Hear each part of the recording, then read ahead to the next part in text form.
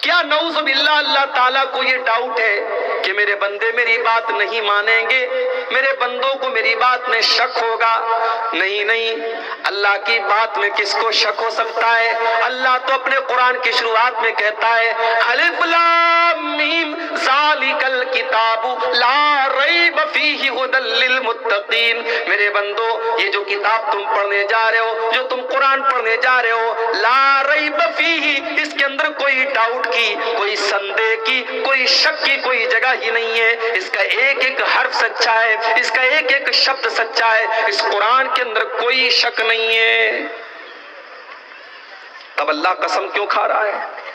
اللہ قسم کھا رہا ہے یہ بتانے کے لیے کہ ہم جو بات کہنے جا رہے ہیں وہ بہت امپورٹنٹ ہے، بہت اہم ہے، بہت مہتوپورن ہے، اس پر تم دھیان دو، بہت اہم بات بتانے جا رہا ہوں، اس لیے اللہ قسم کھاتا ہے۔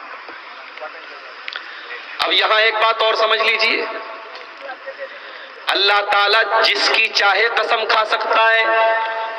اس نے قرآن میں انجیر کی بھی قسم کھائی ہے، اللہ نے قرآن میں زیتون کی قسم کھائی، اللہ نے قرآن میں طور سینا کی قسم کھائی، اللہ نے قرآن میں مکہ شہر کی قسم کھائی، اللہ نے قرآن میں اللہ کے نبی کی زندگی کی قسم کھائی، اللہ نے قرآن میں سورج کی قسم کھائی، زمین کی قسم کھائی، آسمان کی قسم کھائی۔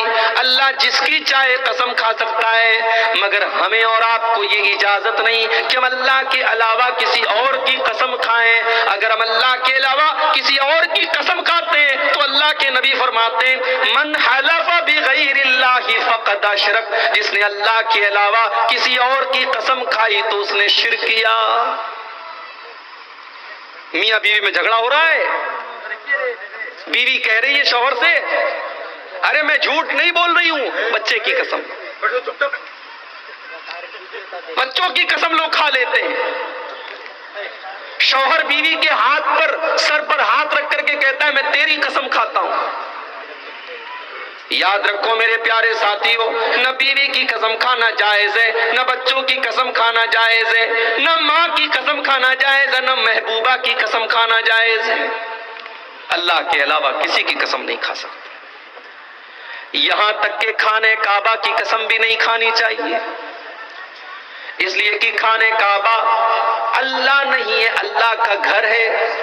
ہم خانہ کعبہ کی بھی قسم نہیں کھا سکتے کیونکہ صرف اور صرف اللہ کی قسم کھانا ہے۔ خانہ کعبہ تو اللہ کا گھر ہے، اللہ نہیں ہے۔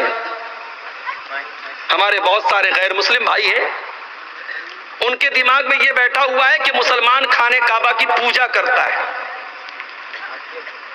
ان کو جا کر کے صحیح بخاری کی وہ حدیث پڑھ کے سنا دینی چاہیے میرے بھائیوں کہ حضرت عمر فاروق رضی اللہ تعالیٰ عنہ خانہ کعبہ کا طواف کر رہے تھے، اور خانہ کعبہ کا طواف کرتے ہوئے جب حجر اسود کے پاس پہنچے، حجر اسود وہی پتھر ہے، کالا پتھر، طواف کے دوران جس کو چوما جاتا ہے، حضرت عمر فاروق رضی اللہ تعالیٰ عنہ نے اس پتھر کو چوما اور چوم کر کے کیا کہا، انی اعلم انک حجر ما تنفع ولا تضر، اے حجر اسود میں جانتا ہوں کہ تو ایک پتھر ہے، تو نفع نقصان کا مالک نہیں ہے، تو کسی کو فائدہ نہیں دے سکتا، تو کسی کا نقصان نہیں کر سکتا۔